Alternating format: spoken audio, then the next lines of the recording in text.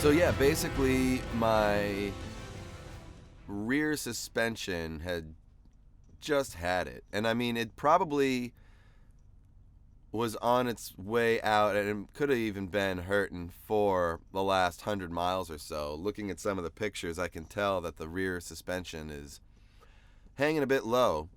So I had to stop.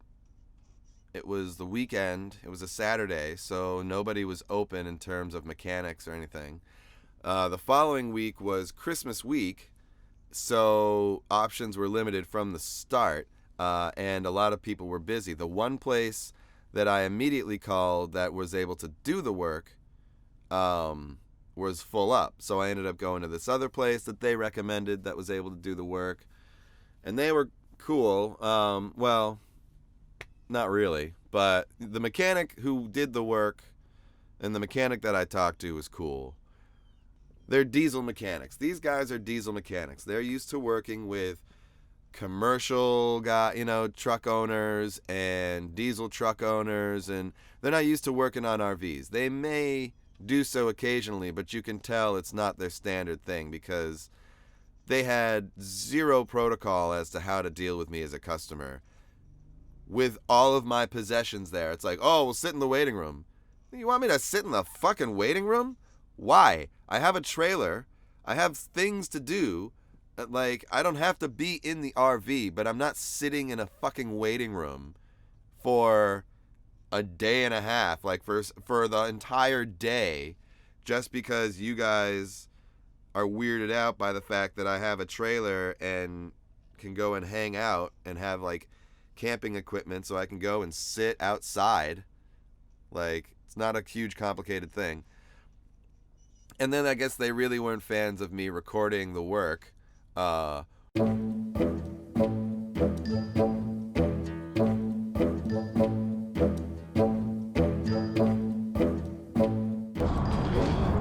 said, what is this right here? What? What? What's in here? This thing right here. Camera. For what? Oh no, that gotta go. Hey, if he's looking for this, it's gonna be inside the shop.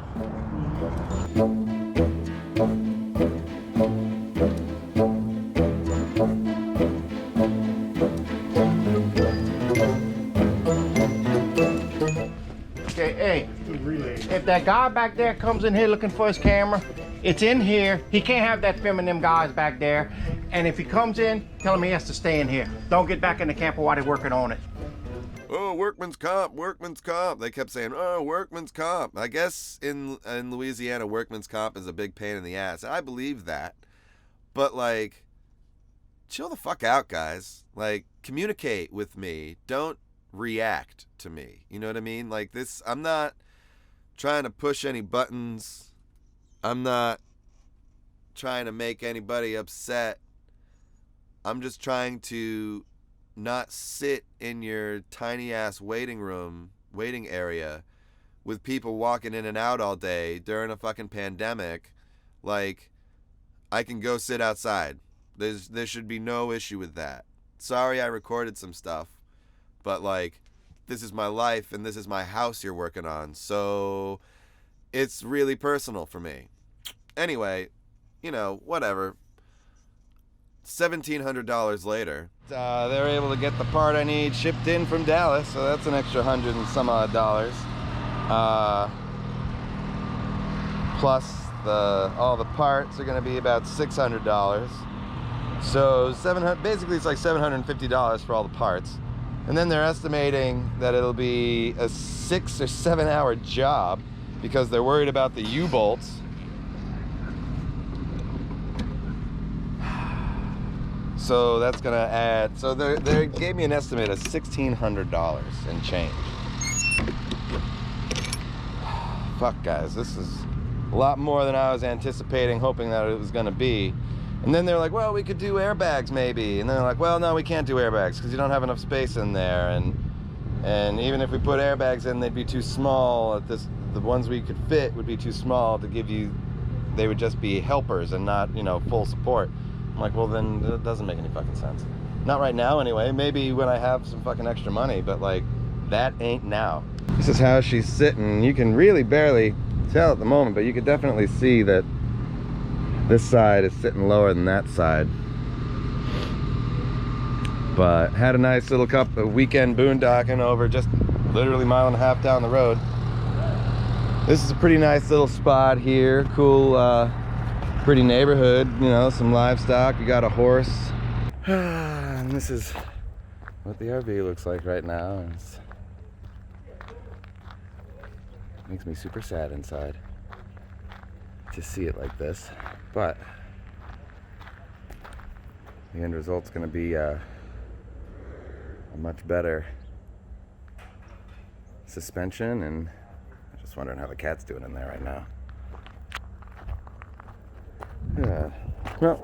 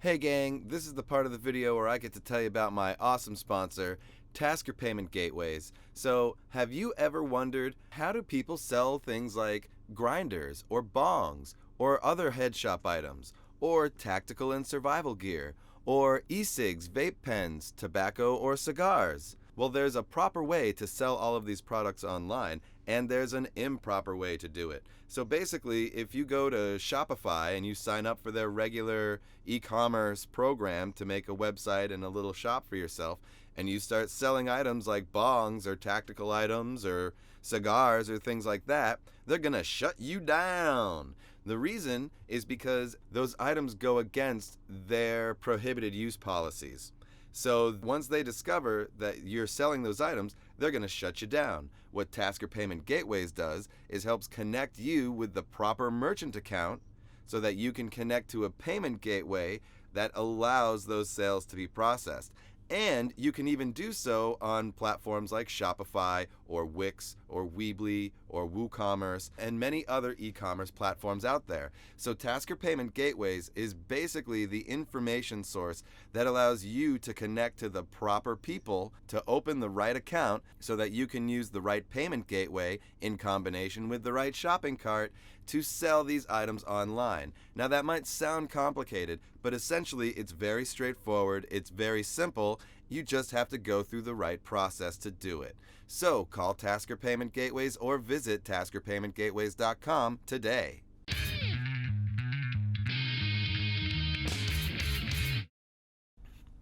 I drove back to the spot that I had stopped at for the weekend because it was just a big empty lot, which was in front of a for-lease, commercial or industrial building. So it was unoccupied and nobody seemed to give a shit. So then the next day I went to Lafayette and stopped at a Cracker Barrel. And, you get online and there's a lot of Facebook groups, van life groups, all these different groups. And then you got RV Village. And so, you communicate with people and you get to know some people pretty well. And so there was some folks in Lafayette that were like, hey, why don't you come hang out?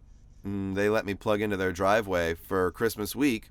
Or it was actually the day after Christmas up until New Year's Day. And then on New Year's Day, the landlord called them and was like, you guys gotta, that RV's gotta go, or it's an extra roommate, or blah, blah, blah. So I didn't want to be a hassle to him. So, I just took off and said goodbye. But very cool people. Anyway, so in Lafayette, I was like, all right, I've been in Louisiana for too long. So I just booked it right over 10 into Beaumont, Texas, and stayed there for a couple of days. Stayed at a Cracker Barrel there.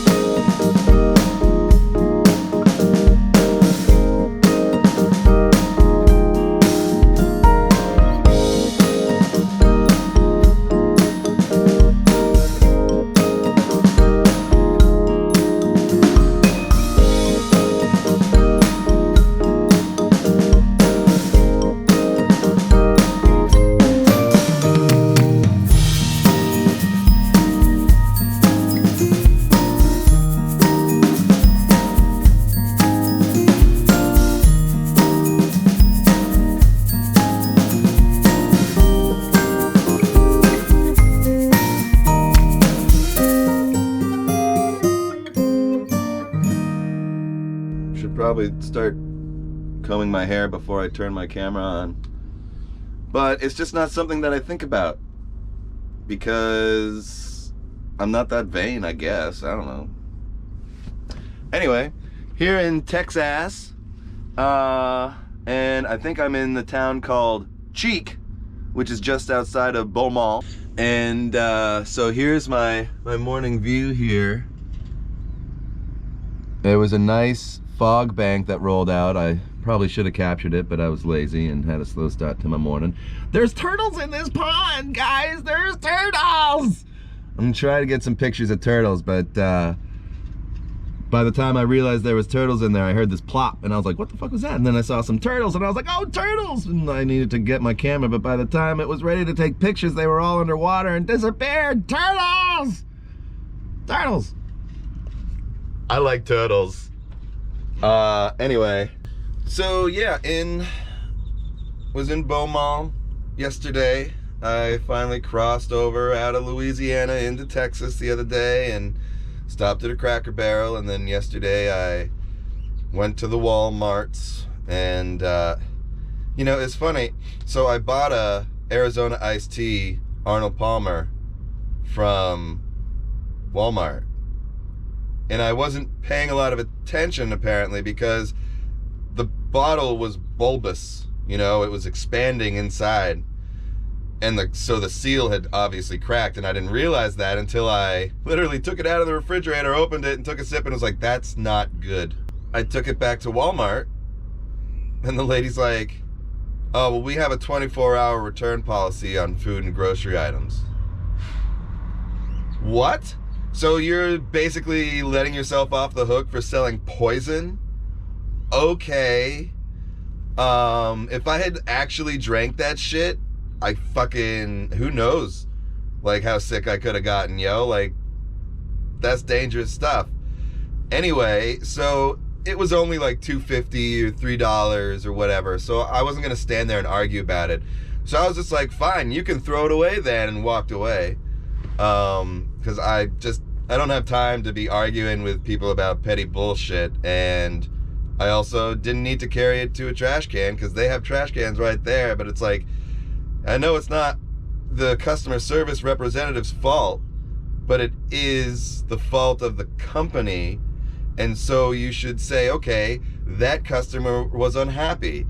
They didn't seem unhappy with my service. They seemed unhappy with the policy. So I'm going to tell my manager, maybe this is a shoddy policy. Of course, these people don't get paid enough to give a shit.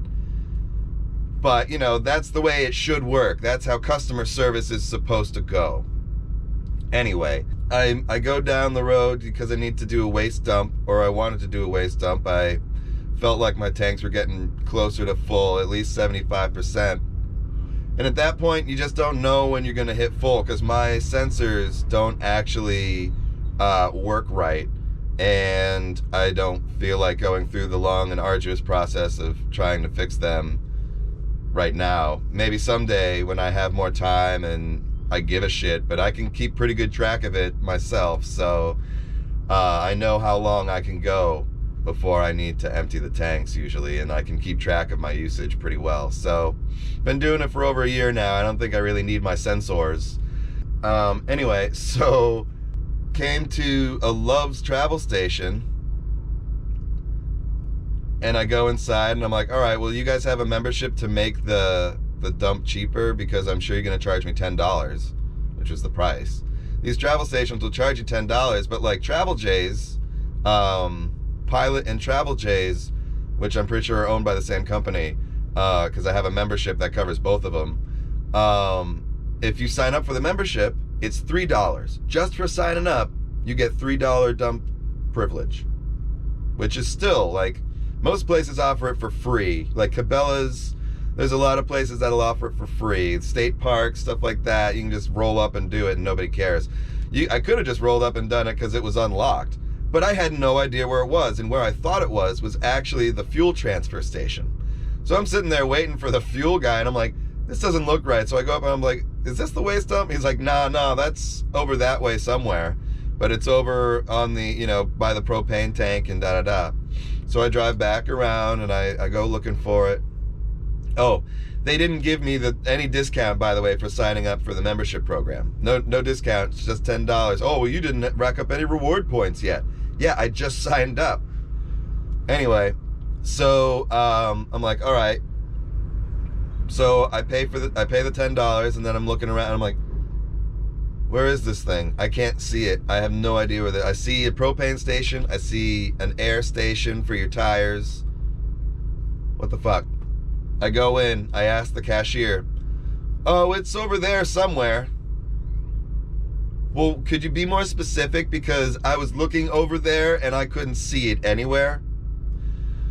Okay, well, I'll call in somebody who might know.